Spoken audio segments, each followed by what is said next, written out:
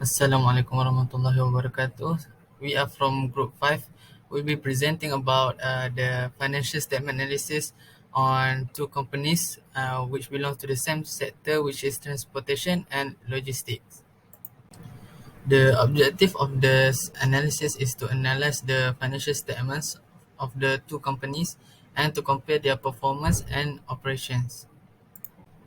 The two companies that we decide to choose to analyze its financial statements are first, the Sharia compliant company, which is Sealing International Berhad, and non-Sharia compliant company, which is Malaysian Bulk Carriers Berhad. Sealing International Berhad is an integrated service provider that constructs, owns, and manages a broad fleet of offshore marine support vessels. And Maybulk is the biggest dry bulk ship owner operating in international shipping in Malaysia. The first analysis is a common analysis by using a horizontal specifically on the trend percentage. Shortly, in this analysis project, we are focusing on the trend percentage analysis for a statement of profit or loss and other comprehensive for two companies, which is Sealing International Berhad and Malaysian Bulk Carriers Berhad. We are specifically focused on the revenue, profit or loss before tax, and profit or loss for the financial year for both companies. Begin with Sealing International Berhad, where the analysis result shows the revenue of the company has decreased to 92.82% in 2017, and the result keep decrease in 4 consecutive years. According to the annual report of 2019, Sealing mentions that the revenue is increased due to higher utilization of vessels and won more contracts. However, since this analysis set 2017 as a base year, so if we compare revenue figures during 2017 and 2019, 2017 has more revenue compared to 2019. Therefore, result for the analysis shows the decreasing of revenue in 2019, which 88.44%. Pandemic COVID-19 arose in Malaysia at the end of 2019, and Malaysia government announced that Malaysia will having Movement Control Order or MCO, and for Sealing International Berhad, they are facing a lower revenue due to the lower utilization rate and impacted the delayness of project implementation.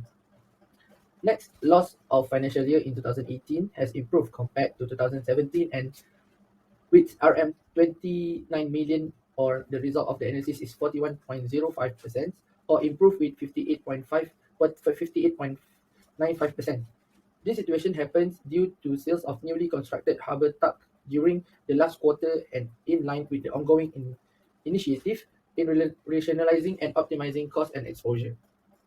In 2019, the company continued recorded the loss of before tax and loss of financial year with 74.71% for before tax and 73.79% in loss for financial year 2019. Company annual report mentioned the situation happened due to the maintenance of shipyard facilities, special survey, impairment on trade and other receivable, and reactivation cost of vessel incurred. The higher loss before tax and loss of the financial year in 2021 with 138.89 for loss before tax and 131.45 for loss of the financial year. This is because of the impairment of each vessel. Next is analysis for Malaysian Bulk Carriers Berhad. Revenue for Malaysian Bulk Carriers Berhad is showing a fluctuation trend where the decreasing in the revenue figure for 2017 to 2018. In 2019, the net revenue increased by 4.19% from 2018 to 2019. From Malaysian Bulk Carriers Berhad, they mention of the increasing net revenue due to positive contribution from 3 new vessels.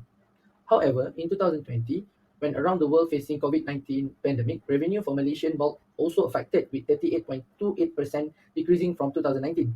The decreasing of the company revenue is because of the reduced the higher day, where 3,848 days for 2020 compared to 5,010 days for 2019.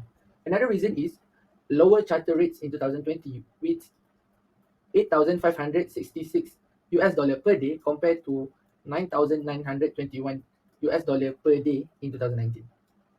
Shipping markets performed well in 2021 amid the ongoing supply chain disruption arising from COVID-19 pandemic. Net revenue for 2021 recorded with 181.1 million ringgit Malaysia, or 91.58% compared to 130.8 million ringgit Malaysia for 2020 with 66.17%. The improvement of this situation because of the increase in charter rates in 2021 with 18,092 US dollar per day compared to 8,566 US dollar per day in 2020, even though the higher day is lower in 2021, where 2,372 days compared to 3,848 days in 2020. Next, in 2018, Group reported the profit before tax and profit for the financial year with 264.8 million ringgit Malaysia for before tax and 263.9 million ringgit Malaysia for profit of the financial year compared to loss for 2017. This reduces loss is because of the reduce from associate and exceptional items. Another reason of this situation happened is because of the reduced fleet size, mainly due to improvement in fleet earnings and ship operation performance. With the declining in revenue and asset impairment, company incurred loss with 20.7 million ringgit Malaysia or 15.97 in 2020. COVID-19 pandemic also a reason of the company facing a loss. Because of the increasing in revenue, gain on disposal of vessel and reversal of asset impairment, Malaysian bulk carriers Berhad closed years of 2021 with profit before tax RM 195.3 million and 195.2 million for profit of financial year 2021. The figures indicate that from 100% in 2017, it increased in 50.8% in 2021. Okay, the next part is liquidity ratio. Liquidity ratio used to the assess debtor capacity to settle existing debt commitment without the needs of outside funding. The measurement of indicators such as the current ratio, liquid ratio, and operational cash flow allow us to calculate liquidity ratio. So, our group choose current ratio and cash ratio. The current ratio, according to the Business Insider, the best indicator ratio for the current ratio is 1 until 3. If the company recorded the ratio between 1 to 3, meaning that the company has at least enough asset to pay off its short-term obligation. Meanwhile, if the ratio is less than 1, means that the firm could not mean the company has problem managing its capital allocation effectively. For the cash ratio, the indicator asset for a company to pay off its short-term debt using cash or resources that can be converted into cash quickly, including yearly stable security.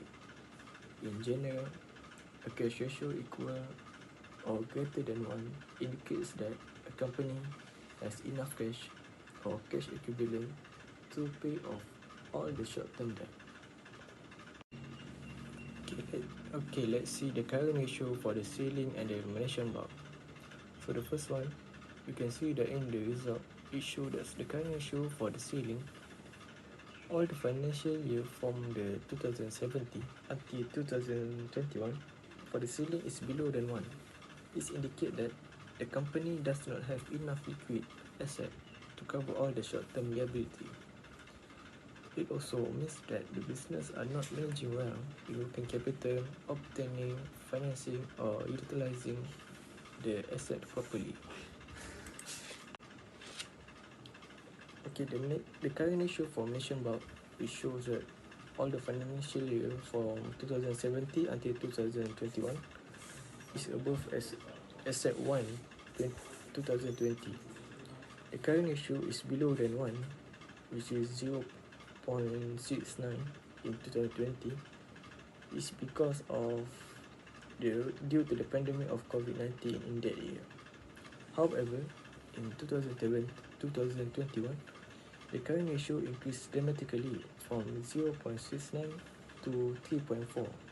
It shows that the lowest current liability compared to the other years. This situation shows that this company is good condition to tackle the problem, to tackle the pandemic issue and settle the short-term liability. So in conclusion, the current ratio analysis shows that Malaysian bulk carrier Berhad has good condition company, where almost of their current ratio is above than 1, except 2020. Meanwhile, all the current ratio for the ceiling Berhad is below than 1. Malaysian bulk had mentioned bulk carrier Berhad are good in managing their current asset and liability compared to the ceiling international Berhad. Next, we move to the next ratio, which is cash ratio. The first company is Ceiling International Berhad show a decreasing trend. The best condition for a company recorded cash ratio around 0.5 to 1. A cash ratio less than 1 show that the company is facing financial difficulties. So among the 5 years, only 2018 recorded a positive cash ratio, which is 0.09. Meanwhile, the other years recorded a negative ratio. It is true that during 2019, the company struggled with the pandemic COVID-19. So the company had difficulty in terms of ability to pay their current liability. For Malaysian bulk, as we can see in the graph, the cash ratio of Malaysian bulk is increasing. The best condition cash ratio for the company is around 0.5 to 1. It is clear that among the 5 years, in 2017 until 2021, 2021 had the best cash ratio, which is 3.02. This means that the Malaysian bulk carrier Berhad has enough cash to pay all the short-term debt. So it is clear that Malaysian bulk carrier Berhad has a good condition in terms of cash ratio. Malaysian bulk carrier Berhad has more cash and asset on the hand compared to the other company, compared to the Ceiling. In contrast, Ceiling International Berhad recorded a bad cash ratio in the 5 years. Next is capital structure. We chose debt ratio and debt to equity ratio to measure the company's long-term debt management and solvency. So first is debt ratio. The ratio measures the firm's long-term debt paying abilities by indicating how much the percentage of assets is financed by the creditors. The formula to calculate debt ratio is total debts divided by total assets. Next, debt to equity ratio, which measures the firm's long-term debt paying abilities and to what extent the creditors are safeguarded but in the event of solvency. And the formula to calculate debt to equity ratio is total liabilities divided by total equity shareholders. First, we go to the debt ratio. So this graph indicates the debt ratio for both company, which is Ceiling and Maybach. And the significant point that we can see here is the debt ratio of Ceiling International Berhad is decreasing from 2017 to 2020, but it rises up to 0.37 in 2021. Even though liabilities and assets decrease overall, the differences in total assets and total liabilities is much bigger in 2020 than in 2021. Next, the trend of Maybach from 2017 to 2019 is increasing with the peak of 0.63 and then it decreased in 2021, reaching the lowest debt ratio, which is 0.25. This low debt ratio is caused by the huge decrease in liabilities from 377,000 in 2020 to 158,000 in 2021. All in all, the debt ratio for both companies is good since it is all below 1.0, indicating that they have more assets than debt. Next is the debt to equity ratio. The significant point that we can see from this graph is the debt to equity ratio of Ceiling decreased from 2017 to 2020, then it increased to 0.58 in 2021. The total liabilities and equity for Ceiling decreased in 2021 from 2020, but the differences in total liabilities and total equity in 2021 is lesser than in 2020. Next, the ratio for Maybach started with 1.20 in 2017, which then kept rising to 1.7 in 2019 and eventually fell to the extreme, which is 0.34 in 2021. This low ratio is because the huge decrease in liabilities from 300 177,000 in 2020 to 158,000 in 2021, and the increase in total equity from 274,000 to 469,000. Overall, Ceiling is good in managing its debt to equity ratio, but for Mohd, they have been using their debt to finance its growth until 2021. Next is asset management ratio.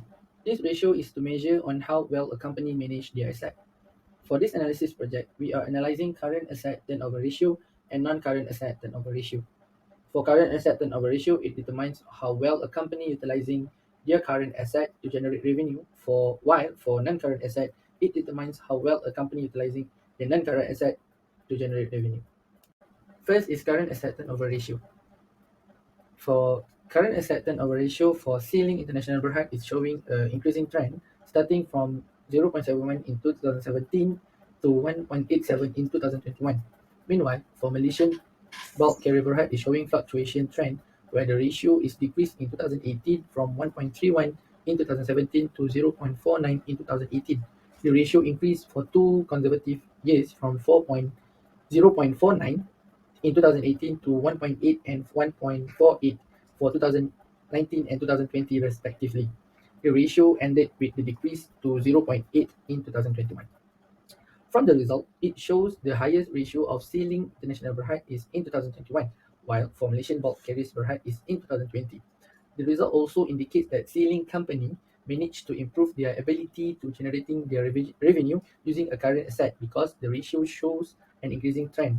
Even the ratio start with below 1. Meanwhile, for Malaysian bulk carriers company, the situation is they are struggling in managing their current asset where the major drop in the ratio from 1.31 to 0.9.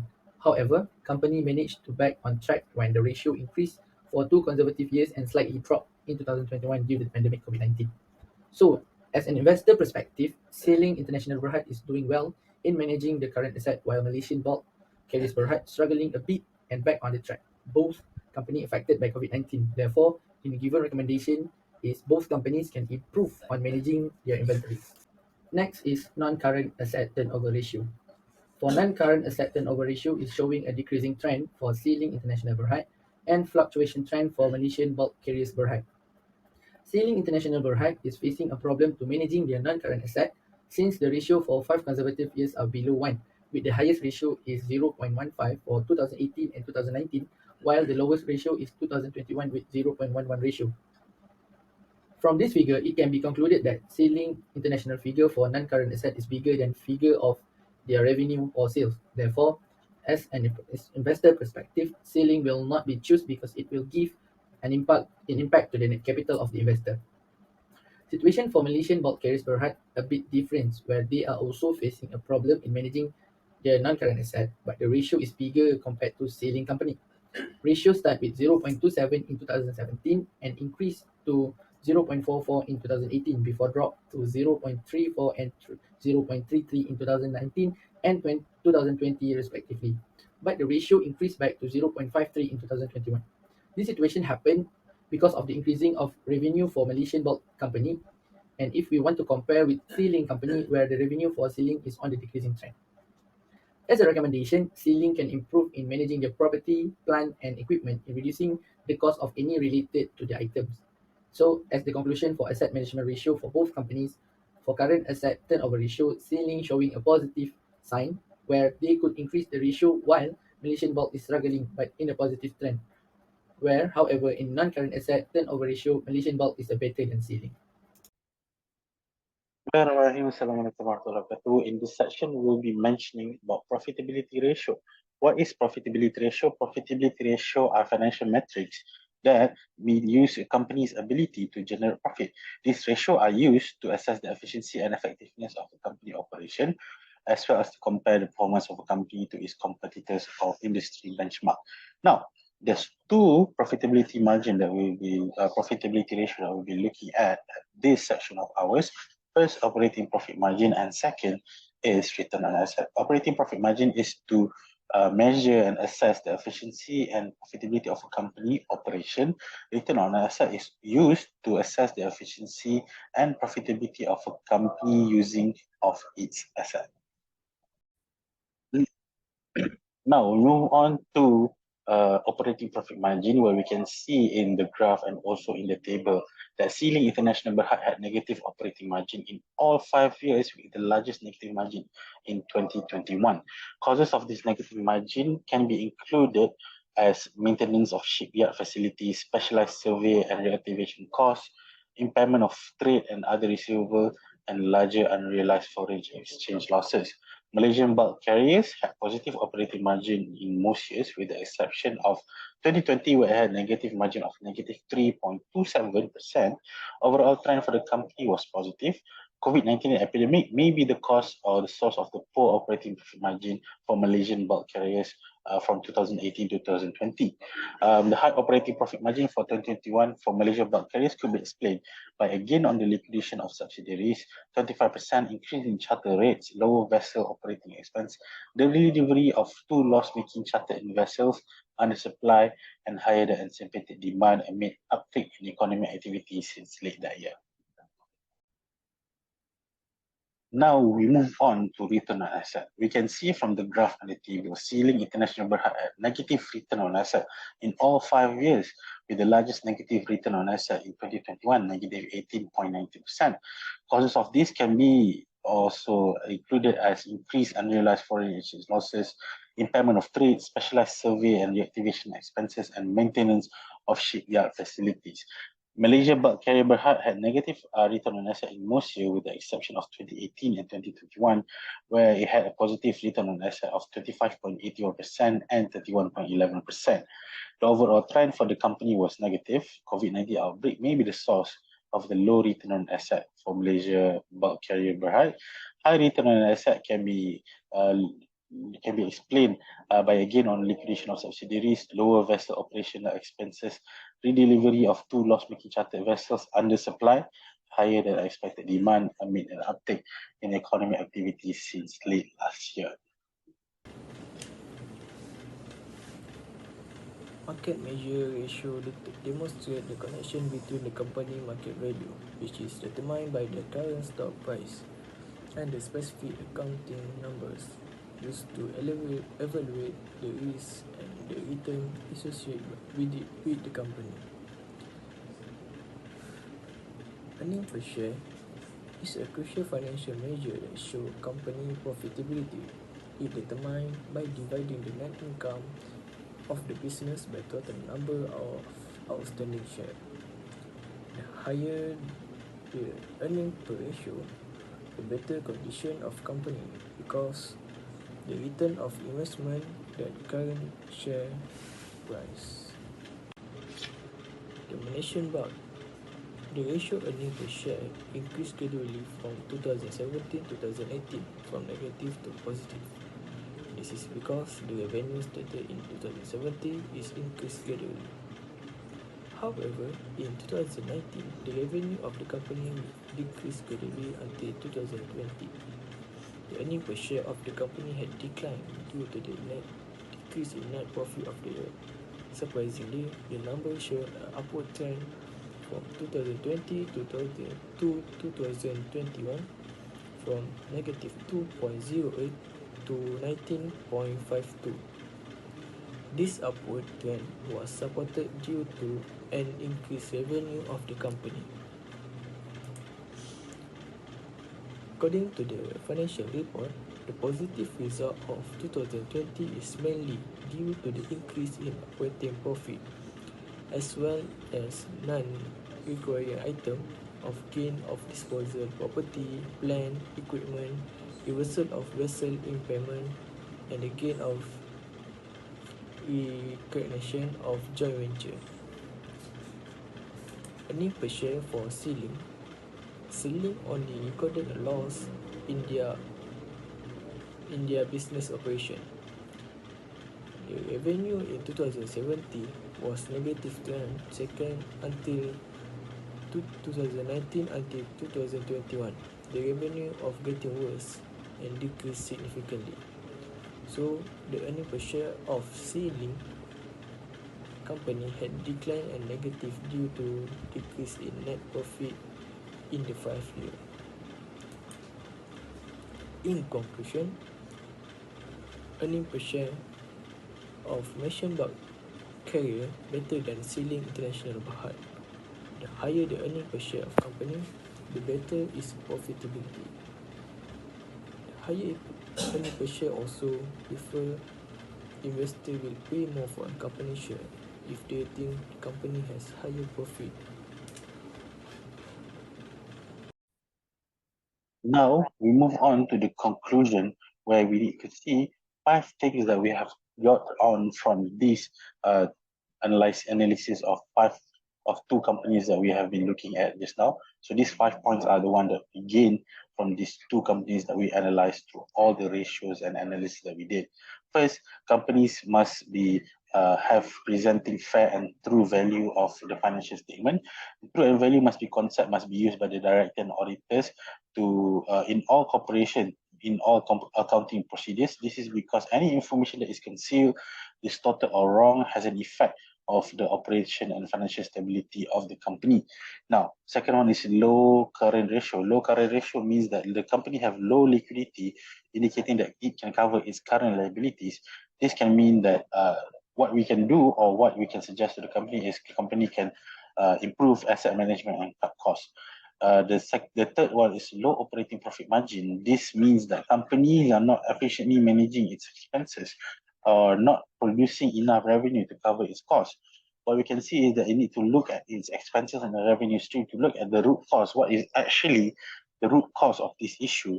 And when companies find this root cause, they can solve it. Some general suggestion is also reduce costs, increase sale price, or improve production process to make them more efficient.